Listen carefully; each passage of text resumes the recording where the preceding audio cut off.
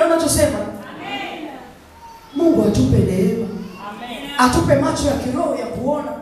Sasa tunahitaji sana kutiwa nguvu ya Roho Mtakatifu ili kukamilisha agizo kuu. Na kusudi sasa la somo hili ni kuwafanya waamini, kusudi la somo hili kwa hizi siku 5 ni kuwafanya waamini wajazwe na Roho Mtakatifu kwa matarajio ya kushiriki katika kutimiza agizo kuu. Kusudi la kongamano hili au semina hii ni kwamba sisi tulioamini tujazwe na Roho Mtakatifu kwa matarajio ya kushiriki katika kutimiza agizo kuu. Kwa kusudi la kongamano ni sisi kujazwa Roho Mtakatifu ili tushiriki kutimizwa kwa agizo kuu. Jamani, Bwana Yesu asifiwe sana. Amen. Na katika andiko hili ambalo tumesoma tunaona Yesu sasa anaelezea ubatizo wa Roho Mtakatifu kwamba ni tukio lenye kuleta nguvu ili kukamilisha agizo kuu. Hili tukio linaleta nguvu kwa mwamini ili huyo mwamini aweze kutimiza agizo kuu. Katika hali ya kawaida hatuwezi kuwaleta watu kwa Yesu kama hatujajazwa na Roho Mtakatifu. Hatuwezi kuambia watu Yesu anaokoa kama sisi hatujajazwa na Roho Mtakatifu. Tunapokuwa tumepokea ile nguvu, tunapokea uwezesho wa kuambia watu habari za Yesu. Jana nilikuwa naangalia mtandao nikafurahi sana. Nikakutana na habari inayomwonyesha binti mmoja amepanda daladala. Alipoingia kwenye daladala na megafoni yake, ile speaker mkononi. Ameingia kwenye daladala akawalipia nauli abiria wote kwenye hiyo daladala. Wote akawalipia nauli. Alipowalipia nauli akasimama akaanza kuhubiri. Akasema kama vile mimi nilivyowalipia nauli ndivyo Yesu alivyolipa deni kwa ajili yetu. Sasa huwezi kuhubiri kama hujajazwa na Roho Mtakatifu. Ujasiri hautakuwa nao, ile nguvu ya ndani hautakuwa nayo. Lakini unapokuwa umejazwa, maana yake umepokea uwezesho, umepokea nguvu, umepokea ujasiri. Unaweza ukasimama hata kwenye hatari ukamwambia watu Yesu anaokoa. Sema amen. Amen. Sema amen. Kwa hiyo unapokea uwezesho. Amina. Ukikaa kwenye daladala huwezi kutulia, maana Bwana amekupa agizo. Umepanda kwenye bodaboda, hauwezi kufika mwisho wa safari bila kumwambia dereva bodaboda Yesu anaokoa. Unatembea na jirani yako, huwezi kutulia mpaka umwambie Yesu anaokoa. Wapendwa, tuko duniani kuambia watu Yesu anaokoa. Tuko duniani kuambia watu Yesu anarudi. Tuko duniani kuambia watu kuna jehanamu ya moto. Sisi ni mashuhuda. Sisi ni mashahidi. Tumesoma, tumejazwa Roho Mtakatifu, tunaufahamu na tunauelewa wa mambo ya Mungu. Kwa hiyo tumepokea nguvu. Mungu akupe neema na Mungu alipe neema. Sasa kwenye hili andiko tunaona kuwa Yesu anaelezea tukio hili kama nilivyosema kwamba watapokea nguvu ili wakamilishe lile agizo kuu. Unapokuwa umetiwa nguvu na Roho Mtakatifu, unapata shauku. Kwenye mabano unaweza kuandika motisha, lakini ni shauku. Unapata shauku ya kumtangaza Kristo kwa waliopotea. Huwezi kuwa na shauku kama hujajaa Roho Mtakatifu. Nazungumza shauku ya kuhubiri, ile hamu, ule msukumo ambao Mungu anaweka ndani. Huwezi kuwa na msukumo kama hujajaa Roho. Lakini unapopokea Roho Mtakatifu unakuwa na shauku, unakuwa na msukumo, unatamani kumwambia kila unayekutana naye habari ya Injili. Unatamani kutangaza habari za Yesu. Unatamani kusema bila kunyamaza. Nakumbuka miaka ya zamani wakati wakati mimi nimeokoka, sio zamani sana, lakini pia sio karibu sana. Nimempokea Yesu mwaka 88. Mwezi wa 4 ilikuwa siku ya Pasaka. Wanawake kanisani walitoka wakaenda kuhubiri. Walikuwa na shauku ya kumtangaza Yesu. Ni nani aliyetuloga? Paulo anawaambia Wagalatia, anatumia neno gumu. Anasema, enyi Wagalatia msio na akili, ni nani aliyewaloga? Mmeanzia rohoni, mnamalizia mwilini. Mungu aturudishie shauku ya kutangaza habari njema. Mungu aturudishie shauku ya kuhubiri, wa kuambia wenye dhambi kwamba Yesu anabadilisha, ya kuambia watu kwamba Yesu anawapenda. Tuwapelekee upendo wa Mungu, lakini hatuwezi kupeleka upendo wa Mungu kama ndani yetu hatuna shauku, na shauku hii ni matokeo ya ujazo wa Roho Mtakatifu. Sema amen. Hatuishi kwa ajili yetu, tunaishi kwa ajili ya Bwana. Sema amen. Hatuishi kwa ajili ya faida zetu, tunaishi kwa ajili ya ufalme wa Bwana. Bwana ametuweka, tunaishi kwa ajili yake. Sema amen. Sisi ni vyombo vya Bwana vya kazi. Kwa sisi tutaokoa wanadamu, kwa sisi tutamwakilisha Yesu duniani. Nasema pata shauku ya kulitumikia kusudi la Bwana. Mungu akupe neema. Mungu na akusaidie. Hatuendi kwa ufahamu wetu, tunakwenda kwa ule ujazo wa Roho Mtakatifu.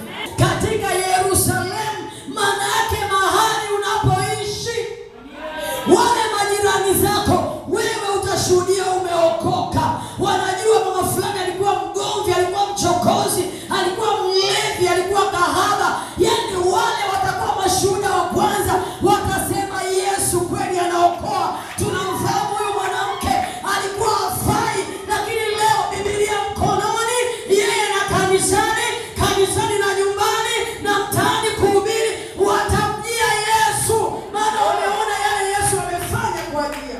Yaani wewe utakuwa ni kibao cha matangazo jinsi Yesu anabadilisha bila wewe mwenyewe kusema. Akiwajilia juu yenu Roho Mtakatifu, mtapokea nguvu. Amen. Sema amen. Sio nguvu za misuli ya nje, ni zile nguvu za kuambia watu habari za Yesu. Kuna vijidhambi Yesu anapita vidogo vidogo.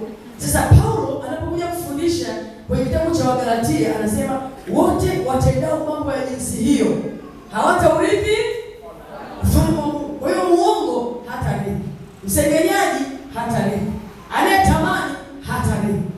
Unaona? Na wanaofanana, yanayofanana na ni mengi, haijaandikwa. Mengi mno. Yameandikwa mpaka wewe mwenyewe ungeogopa. Mengi sana.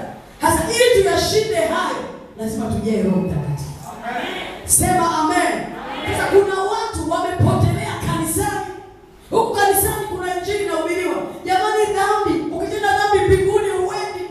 Kuna watu wako hapa ni makuru wa kutenda dhambi. Masugu wa dhambi, washazoea. Wameshazoea. Wakishika maiki anahubiri kama vile hata mchungaji haoni ndani. Haoni ndani mchungaji. Akifundisha Sunday school, mwalimu mzoefu akasome. Hiyo lugha vijana wanaelewa. Yaani utasema huyu ndio malaika aliyeshuka. Lakini njoo kwenye maisha ya kawaida sasa. Sasa kuna watu wamepotelea kanisani. Wana mfano wa utaua, lakini hawana utaua. Wana mfano wa uchaji, lakini sio wachaji. Wamepotelea kanisani. Lakini kuna wale waliopotea ambao tayari wako nje. Mungu atupe neema. Ukijaa Roho Mtakatifu, una uwezo wa kumrudisha aliyepotea, yule ambaye yupo kanisani.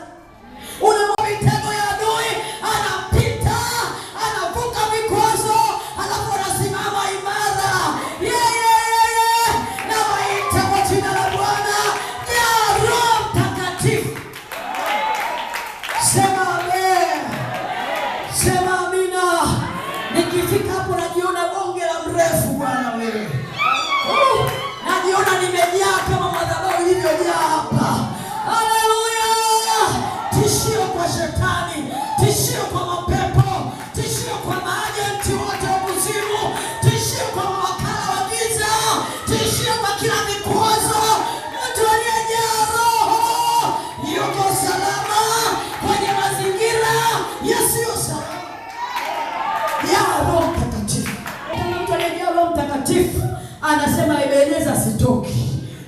amenipanda hapa kwa kusudi. Ebeneza sitoki. Naliishi kusudi la kuwepo kwangu hapa Ebeneza. Najua Mungu atanikuta hapa Ebeneza. Singoi mguu wangu hapa. Jua ni wake, mvua inyeshe, mimi na Ebeneza, Ebeneza na mimi. Jamani, Yesu atakukuta hapa. Miujiza yako iko hapa. Maajabu ambayo Mungu ameyasimulia yako hapa. Mungu atatufanya tuonekane hapa hapa. Hapa ndio lango la mbinguni. Hapa ndio Mungu anashuka. Sema amen. Jaa Roho Mtakatifu. Simama kwa miguu yako. Sisi ni vyombo vya kazi vya Mungu. Sisi Mungu anatutegemea sana. Yesu leo hayupo kimwili, lakini kiroho tuko naye. Yeye kazi yake ni kututia nguvu. Na yuko pale kutuimarisha. Lakini sisi ndio vyombo vyake vya kazi. Amekuamini, ndio maana amekuweka hapa. Na macho yake yanakuangalia. Na amekuchora katika vitanga vya mikono yake. Biblia inasema hivyo. Yaani wewe upo kwenye vitanga vya mikono ya Mungu. Na ambaye Mungu anakuangalia na kuona uko pale. Hiyo ni habari njema. Maisha yako chini ya Roho Mtakatifu. Je, una mpango kwenda mbinguni kweli?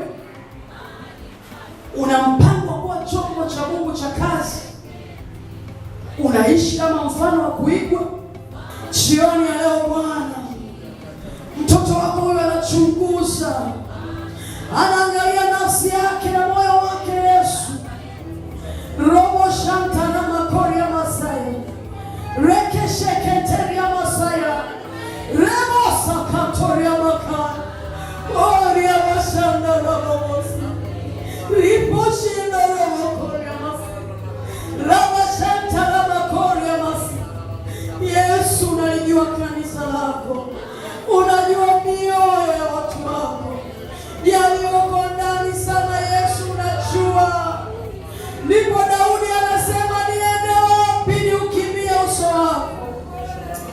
Raboshanta rabakore ya masi, rekeshe keteri ya babosaya, landoro mamori ya washanta rababosa, rebeshe keteri ya makada washaya, oh rabashanta rabakore ya masi.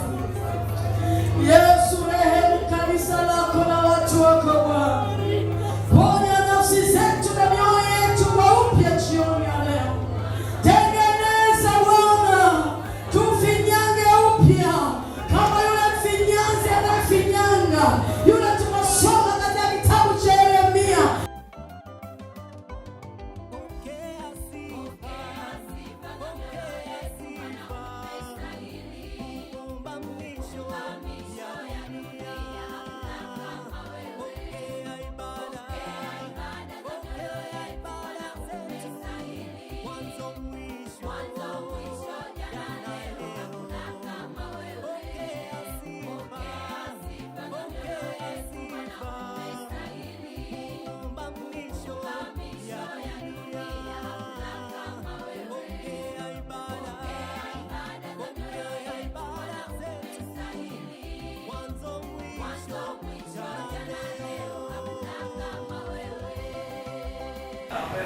Tuombe. Baba, katika jina la Yesu, asante Bwana kwa ajili tena ya siku yetu ya kwanza ya semina yetu na kongamano hili Bwana.